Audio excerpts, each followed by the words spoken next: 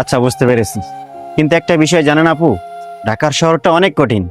এখানে মানুষ বলে অনেক টাকা ওড়ে, আসলে বিষয়টা এমন না। তবে আপনার যদি যোগ্যতা থাকে আর সঠিক জায়গায় যেতে পারেন, তাহলে অবশ্যই টাকা ওড়ে। তবে আপনি ধরতে পারলেই হবে। আচ্ছা, থাক না ওসব কথা। রিয়াজ সাহেব, আপনি আগামীকালকে ওনাকে নিয়ে আমার অফিসে চলে আসবেন। আমি দেখি ওর একটা জবের ব্যবস্থা করে দিব। ও, আরেকটা কথা, ওনার থাকা খাওয়ার ব্যবস্থাটাও আমি করে দিব।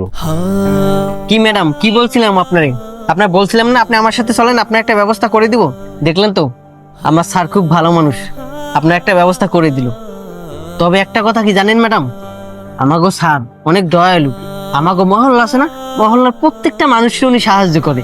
এমনকি কেউ যদি বিপদে পড়ে, আর বিপদে পড়ে যদি স্যারের কাছে আসে, তাহলে উনি কখনোই খালি হাতে ফিরান না।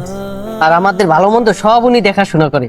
আচ্ছা স্যার, ম্যাডামকে আমি এখন নিয়ে যাই, কালকে অফিসের ঠিকানা দিয়ে দেবনি, অফিসে সোজা চলে যাইবেন। আচ্ছা, ঠিক আছে। আমি যদি নাও থাকি, মনির সাহেব আছে, ওনাকে বলবেন, উনি চাকরির ব্যবস্থা করে দিবে। আচ্ছা স্যার, এখন আসি। আসসালামু আলাইকুম। স্যারের সালাম দাও। আসসালামু আলাইকুম। ওয়ালাইকুম আসসালাম। Oh